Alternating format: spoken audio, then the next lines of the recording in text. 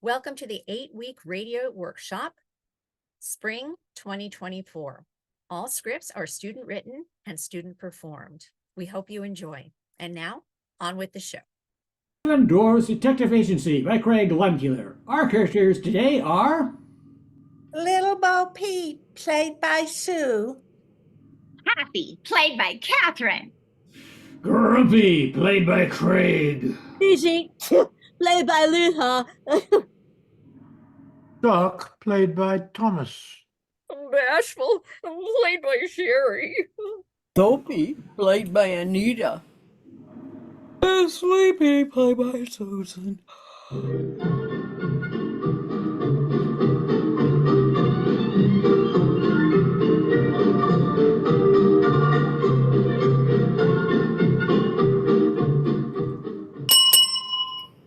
Hello, and welcome to the Seven Dwarves Detective Agency, Storyland's #1 detective agency.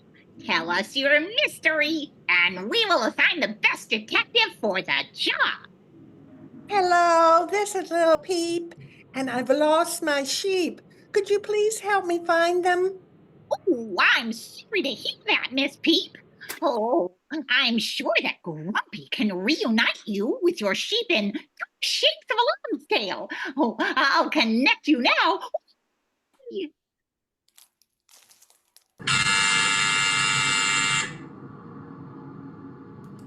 Yeah, what do you want?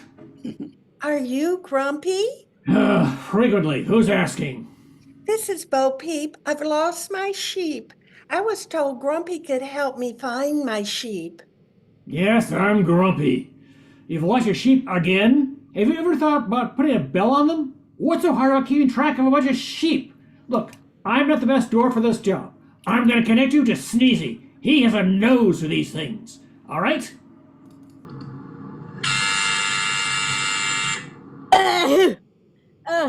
Sneezy speaking. How can I help you? This is Bo Peep, and I'm trying to find my lost sheep. Can you help me? I'm sorry to hear about your sheep, Miss Peep. I'd love to help you, but I am so allergic to sheep. Even the mention of sheep causes me an allergic reaction. Let me drench it to Doc. Chow!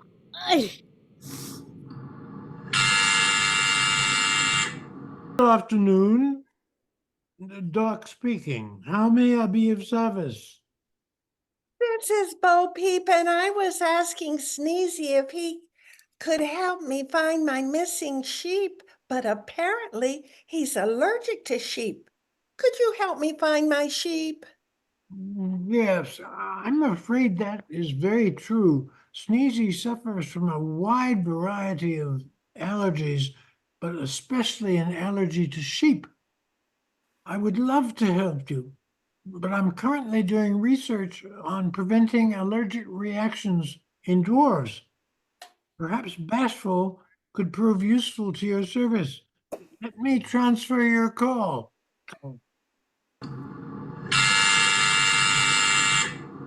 Gee, hello. I'm Bashful. What's your name? This is Bo Peep. I'm trying to locate my lost sheep. Oh, I remember you. Gee, you're so beautiful, and your sheep are so cute. Oh, I'd love to help you find them. Really, I would, but, well, oh, shucks. As you know, I just can't because I'm so bashful. I can't talk to anyone as beautiful as you are. Oh, I'm so sorry, but I gotta go. I'll transfer you over to Dopey. Maybe he can help you. Bye-bye.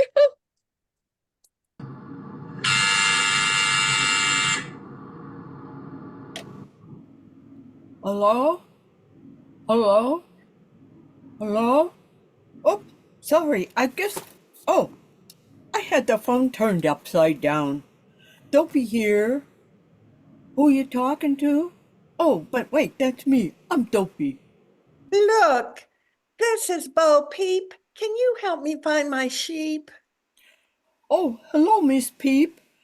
Sure, I can find your sheep. Just give me a moment. I'll look in my drawers and cabinets. Nope, no sheep here. I've looked in all the drawers and in all the cabinets and in the light fixture. But nope, no sheep. Hey, you know who knows about sheep? Sleepy. I'll transfer you.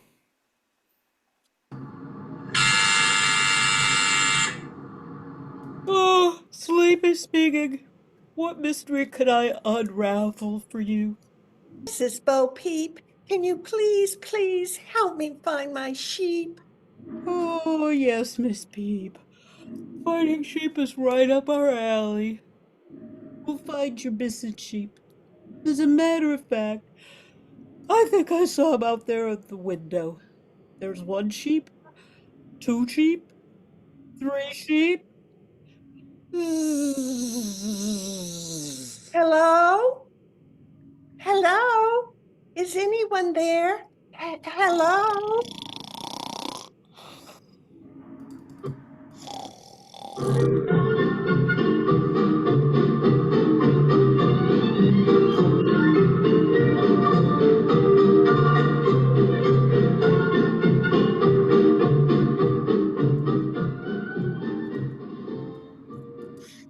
Travels with Gwendolyn by Craig Leimkuehler.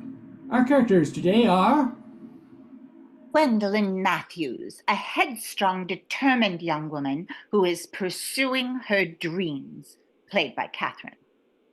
Captain Charles Matthews, old sea captain nearing retirement, and Gwendolyn's grandfather, played by Craig. Elizabeth Matthews, Gwendolyn's strict and controlling mother, played by Susan. Mr. Robert Haney, a wealthy widower and successful textile mill owner of Scottish descent.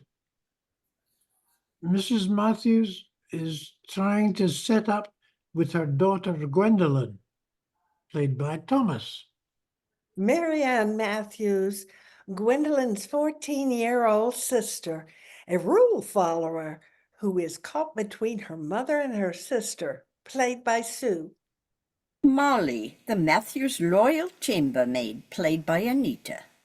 Edward Grimm, emotionless bank president of the First National Bank of New Bedford, played by Sherri, understudying for Eric. Narrator, played by Lisa.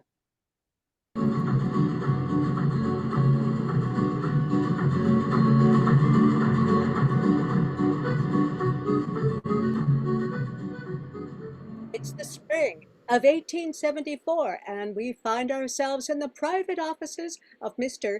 Edward Grimm, bank president of the First National Bank of New Bedford. A distraught Mrs. Elizabeth Matthews finds herself in a very difficult position. Please, Mr. Grimm, I just have a little more time to raise the funds. My late husband was a loyal customer to this bank for several years. Surely that must count for something. I'm sorry, Mrs. Matthews, but we have already given you a 30-day extension. The bank's policy does not allow us to extend it any further. If you do not come up with the money by next week, we will have to take possession of both your house and the late husband's ship. But what will happen to me and my two daughters? Surely you don't mean to put us out on the street. That is up to you. I can assure you it's nothing personal. It's just business. Just business? We are talking about people's lives. How can you be so callous? Because I represent the needs of our stockholders, and if we didn't collect what is owed to us, we would go under. I realize that as a member of the weaker sex, you are not emotionally equipped to handle financial matters. Nevertheless, we will expect payment 1 week from today. It is now the following evening, and Mrs. Matthews has hatched upon a desperate plan. She has invited Mr. Robert Haney, a textile mill tycoon, to have dinner with the family. He lost his wife just a few months ago. They're joined by their two daughters, Marianne and Gwendolyn, and her father-in-law, Captain Charles Matthews. The servant girl, Molly, stands nearby. Molly, please serve Mr. Haney some more of stew. We don't want him to think we're stingy, like that dreadful Hetty Green. Yes, ma'am. Mrs. Matthews. That's very generous, but I assure you I'm quite full. Since my wife passed, I miss her cooking. It's a pleasure to get a home-cooked meal. Thank you, sir. It's very kind of you. That will be enough from you. Please clear the dishes. As a matter of fact, Gwendolyn, why don't you give her a hand and I will help out too. And Marianne, you come too. We'll leave Mr. Haney and Captain Matthews some time to enjoy some cigars and brandy. Yes, ma'am.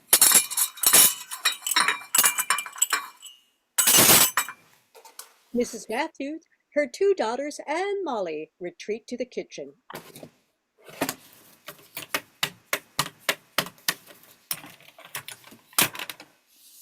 I don't see why it takes all three of us to clear the table. Be quiet and do as you are told. Many hands make the work light. Gwendolyn, you've scarcely said 2 words to our guest, Mr. Haney, all evening. 2 words are more than I have to say to Mr. Haney. I have no interest in becoming the wife of a man who is old enough to be my father, even if he does own 4 textile mills. You marry him. If I thought Mr. Haney was agreeable to such an arrangement, I would pursue it. But he wants children, and those days are far behind me. But not for you. With his wealth and position, we could regain our standing in New Bedford. Please. I am not a broodmare. I have my own dreams of the future. I want to see the world, all of it, not just New Bedford. Don't try and pull the wool over my eyes. It's that Pierre Gondoff and his bicycle that you want to pursue. I should never have let that man rent a room here. He's filled your empty head with all those frivolous ideas. You have to be sensible and think of the family. I am sorry, but I have a right to live my own life, and that life does not include being the wife of a textile mill owner. Maybe he's not as bad as you think. Oh, trust me, he is. I want no part of a life with that man. He won't even get on a ship. Even if it keeps food on the table and clothes on your back? Because we're just barely holding on with this boarding house, and your father may have been a fine captain, but he left us with a lot of debts. But why should that be my burden? Besides, most of those debts have been incurred by you and all of the clothes that you keep buying. I buy them for you and your sister as well. It's very important that we maintain the proper image. I like the new dresses. They make me feel pretty. See, your sister appreciates what I do around here. Why can't you be more like her? Because I'm not 14, and I know that it takes more than a pretty dress to solve our problems. If it would help, I'll give you all the pretty dresses. I like it better when Father was alive and we didn't fight all the time. At least there is one thing we can agree on. Gwendolyn, since you insist on being disagreeable, just go to your room while Marianne and I rejoin Mr. Haney and the captain for coffee. Molly, get the coffee service and make sure we have plenty of sugar and cream. And don't forget the gingerbread cookies. Yes, ma'am, right away. And now, we turn our attention to the parlor where Mr. Haney and Captain Matthews are enjoying the cigars and brandy. I must say, these are exceptionally fine cigars. May I inquire where it is you got them? I got them when I made a run down to Cuba for some sugar and rum. They do make an exceptional cigar. Have you ever been to Cuba? Oh, heavens, no.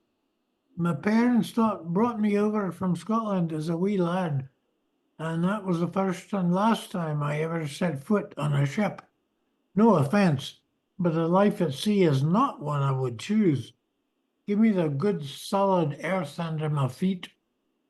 None taken, sir. In the Matthews family, it has been said that our salt water runs in our veins. My father and his father before him were mariners, as was my late son. Yes, Mrs. Matthews explained his passing. My belated condolences. Perhaps if he had pursued a different career path. Oh, yes, and officious are wishes, but they are not, and we must deal with life and death as it finds us. Now, earlier during dinner, you were saying something about opening yet another mill? Yes, that's quite right. Business has been very good, and I saw an opportunity and decided to seize it. This will make the fifth mill I own. Mrs. Matthews, Marianne, and Molly arrive with the coffee and fresh-baked gingerbread cookies. The aroma wafts through the air. Mr. Haney, Captain Matthews, I thought you might enjoy some coffee and gingerbread cookies. That's very kind of you. Will Miss Gwendolyn be joining us? No, she wasn't quite feeling herself and took to her room. I'm sorry to hear that. I was hoping to get better acquainted. I'm sure she feels just terrible, perhaps at a future date. Elizabeth, it was a fine meal, and it was a pleasure eating you, Mr. Haney, but my ship is sailing on the morning tide, and I need to get some rest before we set sail. So I'll bid you all a good night. Good night, Captain Matthews. The feeling is mutual, and I too have matters to attend to in the morning, so I too will say good night. Thank you very much for your hospitality and a wonderful meal. I hope Miss Gwendolyn feels better soon. As do I, Mr. Haney, as do I. High upon the third floor, Marianne enters the room that she shares with her sister Gwendolyn. There's a large green steamer trunk open, and clothes lay on the bed and all around the room.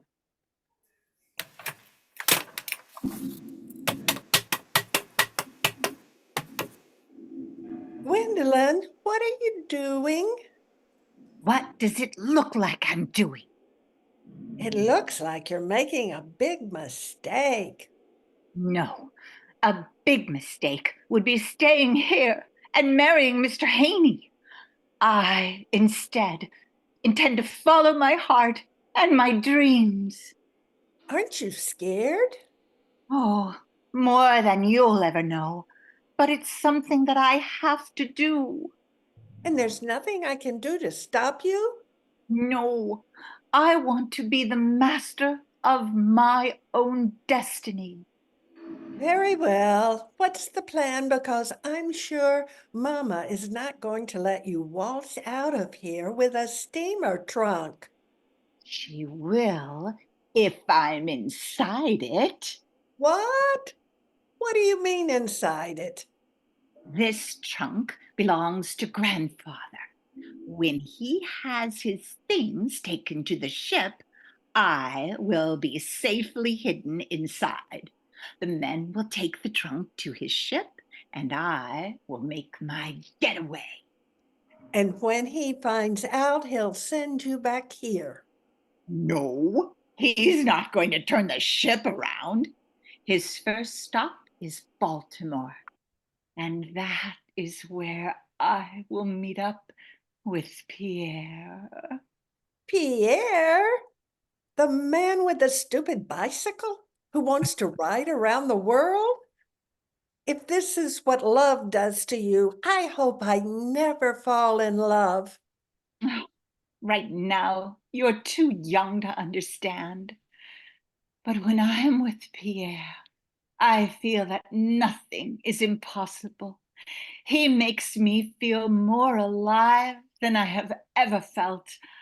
We will be like kindred spirits traveling the world, like the characters in the Jules Verne novel, Around the World in 80 Days. What if I tell Mama? Oh, please don't. I'm begging you. I really need to do this. If I don't do this now, I will find a way. Somehow, some way. Okay, what are you going to do about money? I may not be as worldly as you, but even I know you'll need money. Pierre left owing Mama for 2 weeks.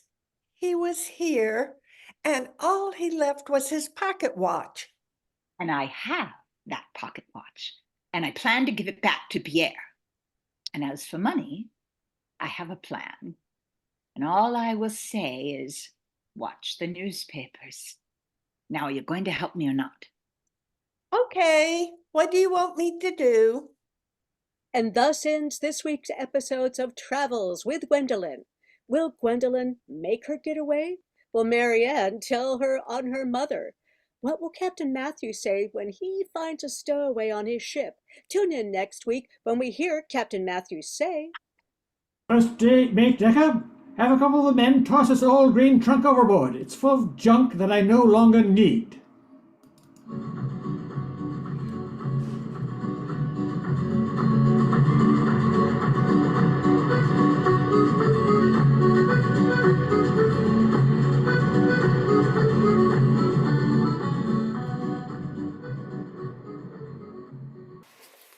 The Day That Nothing Happened, based on a true story by Craig Leimkuehler.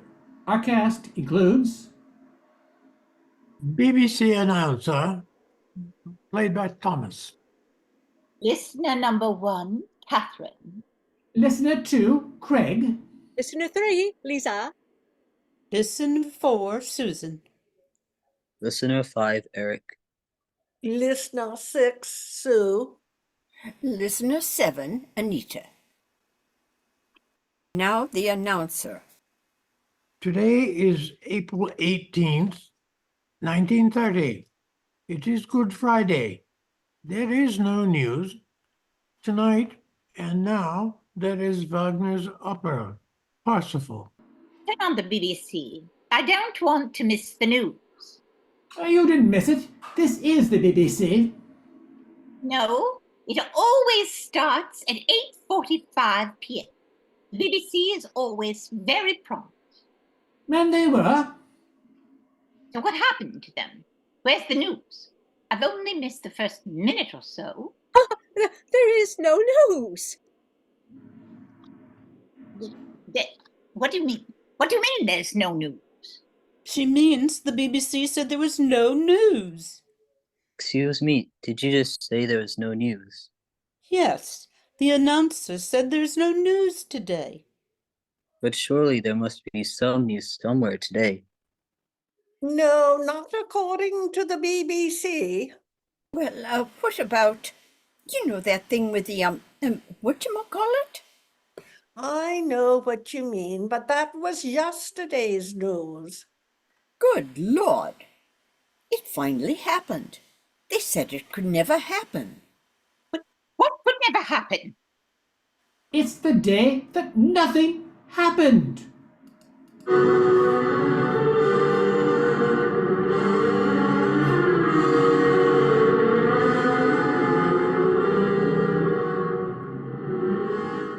This script is based on a true story. On Good Friday, April 18th, 1930, the BBC did not have any news to deliver to the public. So after telling their listeners good evening, they announced that there was no news and instead played 15 minutes of piano music, followed by a recording of Wagner's Parsifal. At that time, the BBC was a small organization and did not deal with minor or sensational news stories.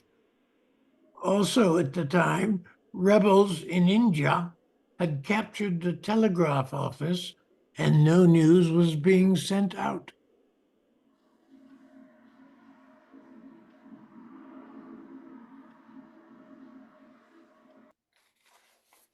Ordinary People in Ordinary Times presents Manhattans in Manhattan by Suzanne Muchmore.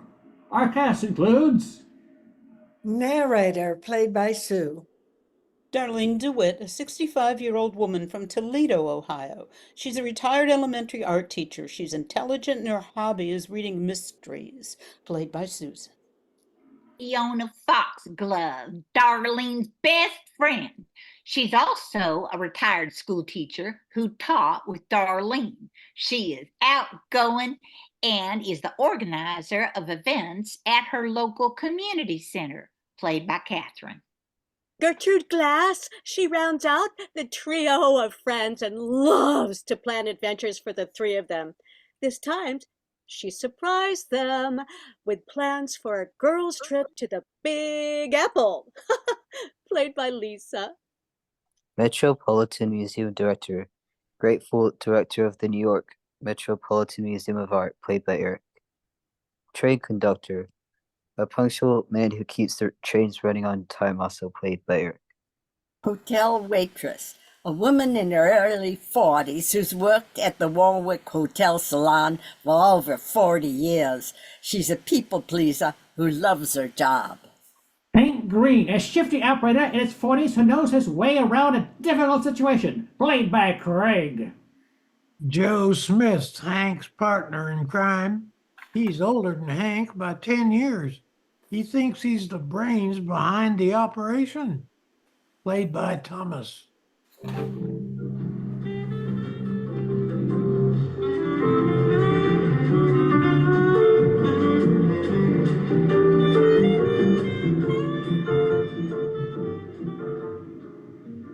Ladies and gentlemen, welcome to Ordinary People in Ordinary Times, the show that makes you go, huh?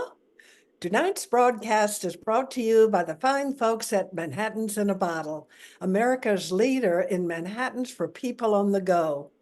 Tonight, we find our three friends, Mrs. Darlene DeWitt, Mrs. Fiona Foxglove, and Mrs. Gertrude Glass, who are patiently waiting at the Toledo train station to begin their girls' trip to New York City.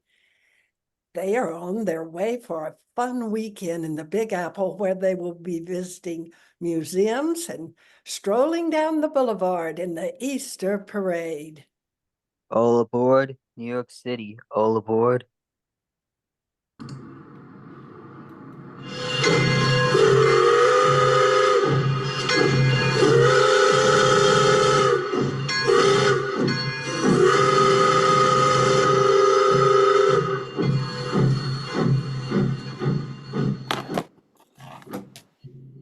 Mrs. Darlene DeWitt, Mrs. Fiona Foxglove, and Mrs. Gertrude Glass have boarded the train and are walking through the car looking for their compartments. Oh, here's mine. Fiona, yours is next, and Gertrude's is after that. Darlene opens her cabin door and holds it open for her friends to take a peek. Oh, it's darling. Oh, so cozy. Now, let's get settled and meet in about a half an hour at the club car for before dinner.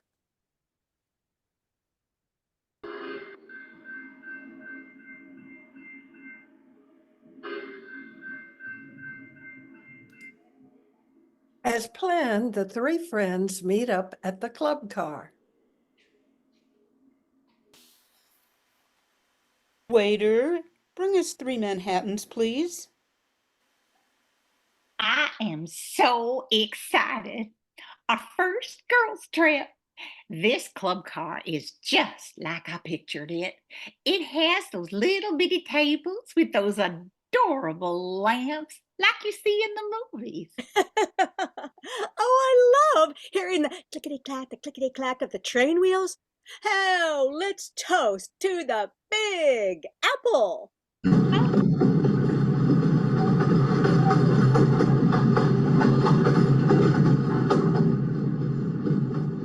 This is so much better than going to a fishing camp in Michigan with our husbands.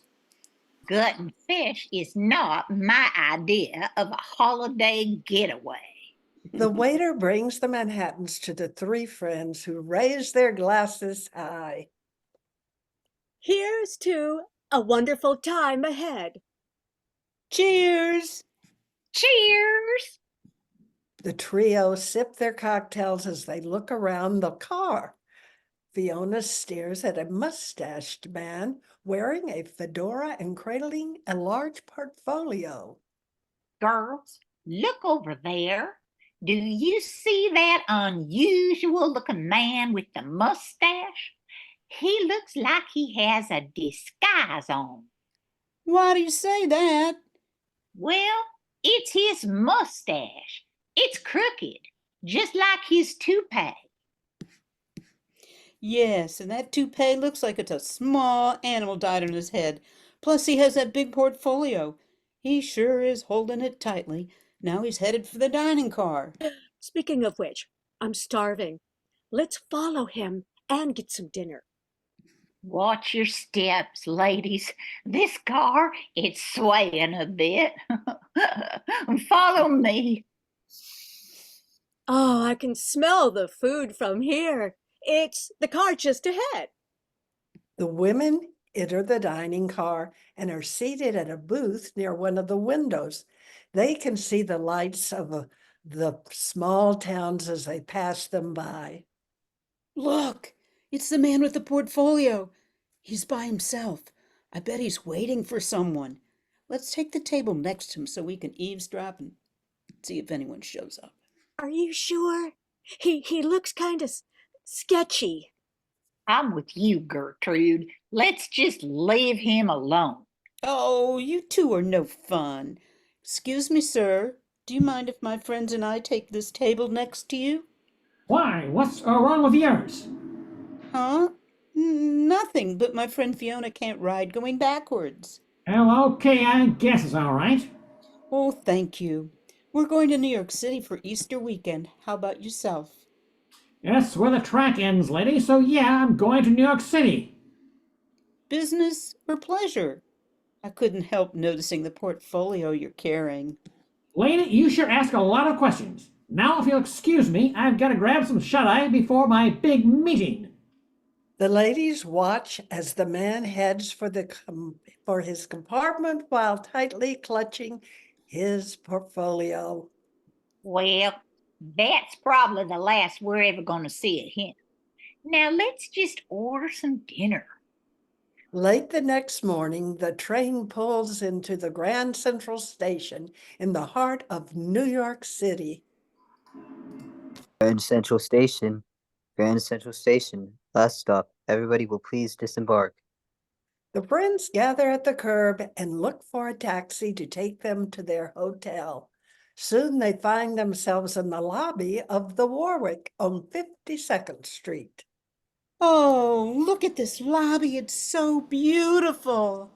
Let's check in and meet in the bar for, wait for it, Manhattans.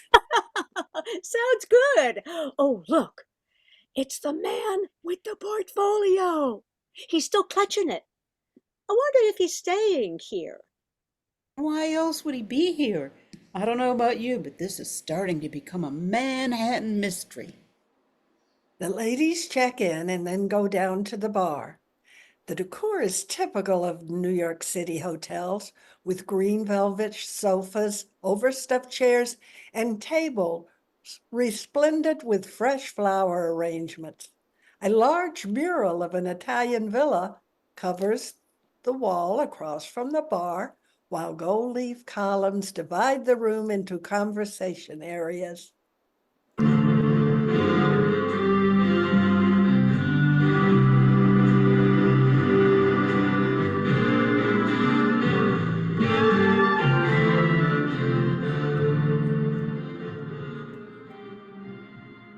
Let's sit over here.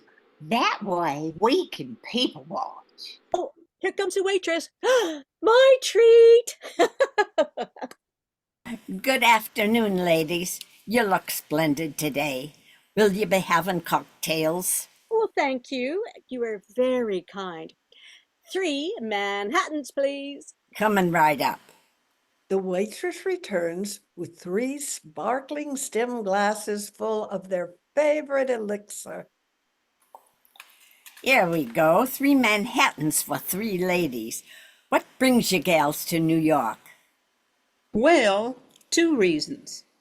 We're going to go to the Metropolitan Museum of Art and walk in the Easter parade. We're so lucky to have good weather. The Metropolitan Museum of Art? How wonderful. Make sure you have on your sturdy walking shoes. It's quite large. Oh, and have you read about the big art heist last month? One of the most valuable paintings of Monet was stolen. Oh my! Did they catch the thief? Actually, it was two thieves. The museum alarms went off, alerting the security guards that something was amiss. They saw a couple of men running through the grand hall. One was carrying a package the size of a painting.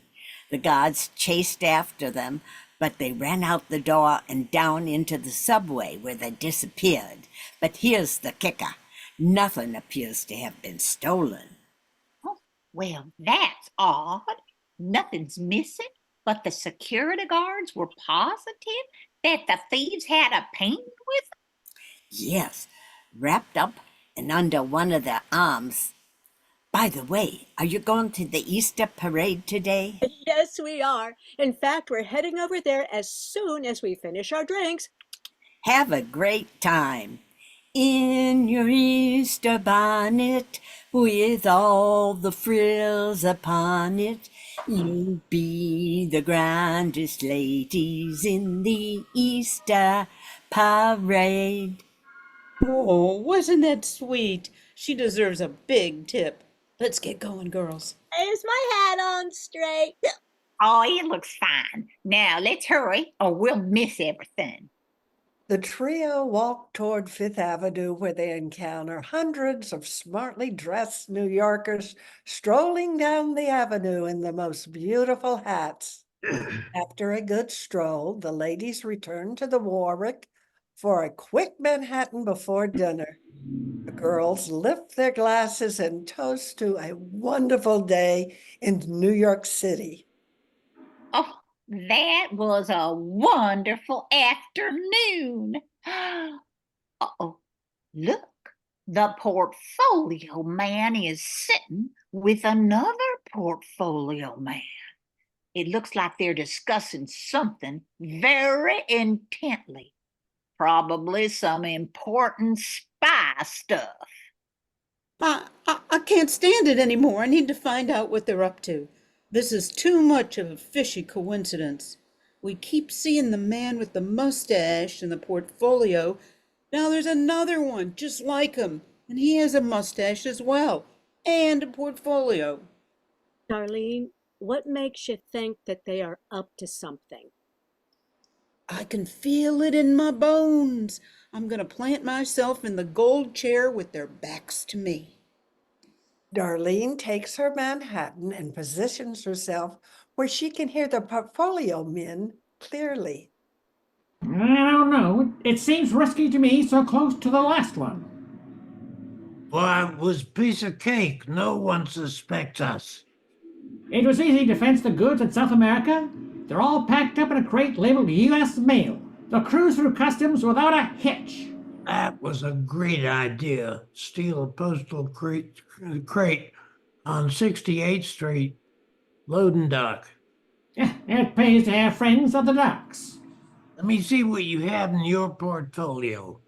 Okay, but open and close it quickly. I don't want anyone to see it. Ah, another Monet. The forgery is perfect. I know. I had to go all the way to Toledo to get it. What do you have? You'll never guess. I had to go to the ends of the earth to find out a forger who could replace Van Gogh. Ah, so you drove to Scranton, did you? Darlene can feel the hair on the back of her neck stand up as Hank opens the portfolio. Holy Toledo, Joe! This is a sunflower masterpiece. Quick, shut the portfolio before anybody sees it. Darlene catches her breath and calmly gets up from her chair and walks briskly across the salon to her waiting friends. What's going on? You look like you just saw a ghost. I did. I saw the ghosts of Monet and Van Gogh. The portfolio men are planning to pull off another robbery. They have forgeries of valuable paintings in their portfolios, forgeries of Monet and Van Gogh. They're going to the museum today and swap out the forgeries for the original paintings, which they will then walk off with. Well, how are they going to accomplish that? How should I know? I'm not a mastermind art thief. Wait, I do know. They'll cause a commotion while one of them cuts the painting from the frame and replaces it with the forgery. Easy peasy. That's crazy. That could never happen. Or could it? Well, yes, that's why the waitress said the museum didn't find many of the missing paintings after they stole the first one last month. I think you may have solved the crime of the decade or prevented two more. Oh, we must alert the police before they get away. Let's get to a phone. Quick, let's go to the front desk. We can call them from there. Darlene, you stay here and keep an eye on. Gertrude and Fiona walk quickly to the front desk and call the authorities, who arrive within minutes. Fiona points out the two portfolio men while Darlene tells them what she overheard. The police surround the men and search their portfolios. They confiscate the portfolios and take them to central lockup. Quickly, they alert the customs authority at Pier 68 about the stolen painting bound for South America. There they call the museum director and tell him what happened. He is so grateful that he immediately headed to the Warwick Hotel to thank the women from Toledo, Ohio. Have you seen three older ladies in Easter hats from Toledo? Just look for the Manhattans. They've been waiting for you. Excuse me, are you the three ladies who helped the police catch the art thieves? Yes, we are. And who are you? I'm the director of the New York Metropolitan Museum of Art. I just wanted to let you know how grateful I am for helping catch those criminals. Those paintings are priceless. Just how grateful are you? I have the authority to make you all lifetime members and to pay your hotel bill. And to pay for our train fare too? Yes, we'll pay for that as well. Well, in that case, will you join us in a celebratory Manhattan? And once again, the good guys win. Or in this case, the good gals.